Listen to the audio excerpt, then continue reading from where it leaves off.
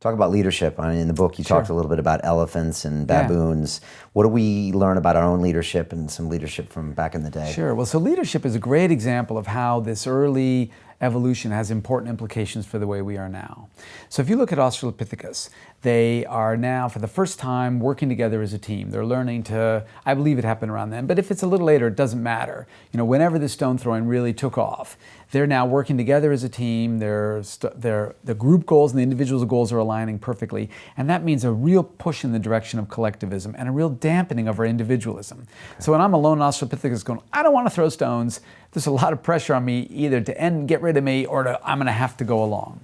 And so there was a massive movement toward collectivism and toward collective action. But that doesn't actually eliminate this earlier individualistic, hierarchical, selfish, self-oriented organism that existed in our chimpanzee past. Right. It's just dampened it, it's suppressed it.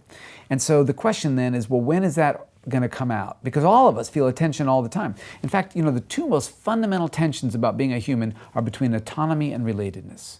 All of us want autonomy. We want to be able to do our own thing.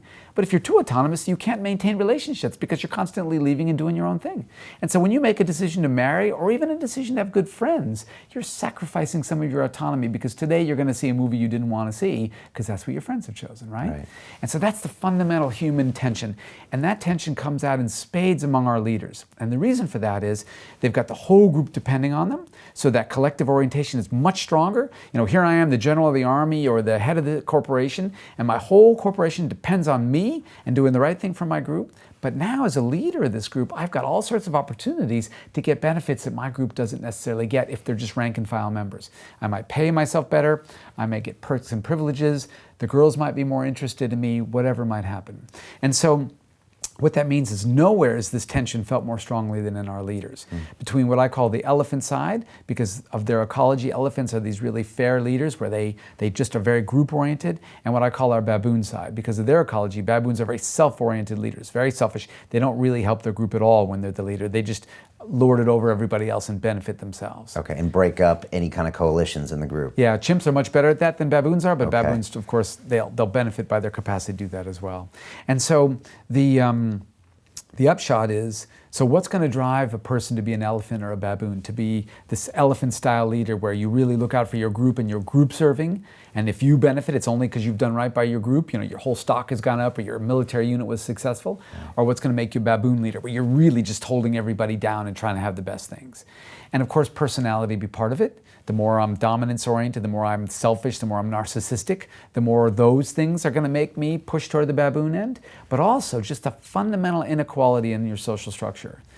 Elephants have no inequality. They're all eating as much shrubbery as they can walk by to maintain this massive bulk. They're herbivorous, so there's no better foods for them to eat.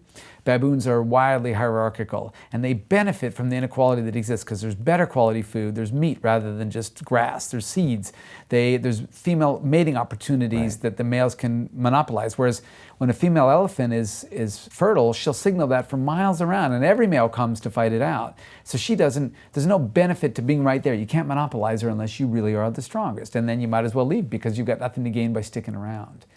So humans are the same way. If you have a really unequal system where there's a vast difference between the haves and the have-nots, well then when you're a leader, it's really your baboon side's going to come out because you need to look out for yourself. Otherwise, look how far down you could drop. But if you're a human in a very equal corporation or unit or society, well then it's not such a big deal if you fall because the people below you aren't that far below you. And so you're psychologically not feeling so much pressure to look out for yourself, and you're feeling more like, I need to take care of my group. I'm thinking of like the Syrian leader Assad as one of like the leader that you might say is like a dictatorship. He's a total baboon. He's got a long way to fall, doesn't he? He's got a lot. He's dead if he loses that job. Yeah. And so however many people he has to kill, he's just doing it. That's what I think people don't remember. They forget about places like maybe Russia, maybe Syria. It's like they don't lose the election. They're dead. Yeah, exactly. They're dead when you lose. Look what happened to Gaddafi. Right. What a horrible way to go, right? Yeah, yeah. And so if I know that's around the corner, if I don't maintain my job, I mean, even in a lot of those societies where you're not going to be murdered, at the very least, you're going to lose your assets, you're going to lose everything because the next person's going to take everything you have. Yeah. And so we have so fortunate those of us who live in these industrialized democracies, where there's such strong rule of law that you can minimize that. You can never prevent it, right? You're going to get baboon leaders. They're going to happen. But you can minimize the damage they can cause, and you know that in the next cycle you've got a good shot at replacing them with an elephant-type leader. Yeah, it's interesting to see, with Trump and Obama, he's kind of trying to undo a lot of the stuff he did, which is kind of seems like, a little bit of an old-school baboon tactic. It is. Kind of undo or erase the previous leader. Yeah, and on the one hand, that's sort of a baboonish thing to do, but on the other hand, that's what any leader will try to do in a system whereby if they've got a different ideology. So if I'm Obama's vice president and now I win the election, I'm not going to undo those policies because I worked with him in the first place. I obviously endorse those. But from the other side, I really probably disagree with a lot of those policies. So part of it is going to be the more baboon I am, the more I'm going to try to do that, particularly since even if sometimes I would have otherwise liked the idea. I think that's the signature of a baboon. So if you are my predecessor and you put in a new rule, and I change it just because I'm in charge now, even though it was actually benefiting everybody, and in some ideal world, if I could be totally objective, I'd say, yeah, that was a fine idea. That would be a baboon thing to do. But if you set up a policy that, free donuts, and I'm thinking, that's not such a good idea, we're going to have health problems, I'm going to change it over to free bagels or free whatever, then that's arguably just the constant conflict of different leaders, right? Okay. I've had a few people in here talking about leadership. Simon Sinek has a book called Leaders Eat Last. I've had Jocko Willink in here, the Navy SEALs, and he's all about, a leader's job is to listen. A leader's job is to build coalition. A leader's job is not what you think of it. A lot of people probably have the baboon vision of a leader yelling orders, sitting at the top of the food chain, but real leaders are building coalitions. They're listening to people's problems.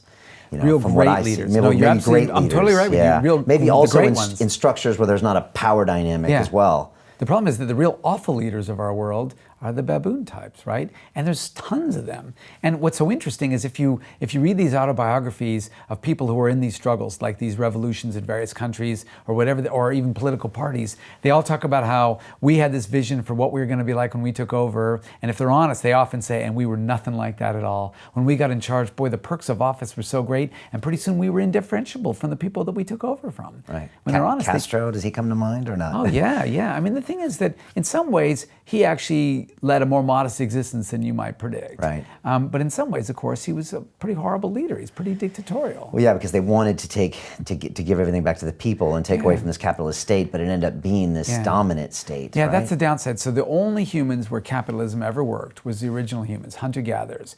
Every immediate return hunter-gatherer society, when you kill a large animal, you share it out. So that's two each according to their need, and then from each, everybody tries their hardest because we're all on the edge of starvation.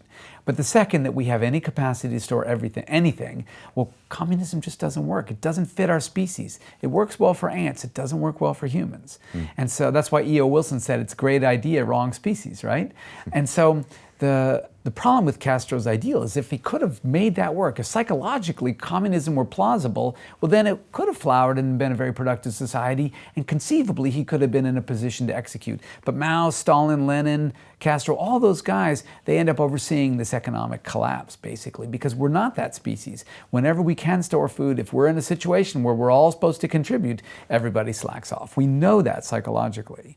The only time you don't get that is when you're these immediate return hunter-gatherers where we live in small groups, we can gossip about each other, saying you're not pulling your weight, get out there and catch something, or tomorrow when you wake up, we're all going to be gone. Right. And we can regulate each other's behavior really well. Once we shifted to agriculture, it just doesn't work.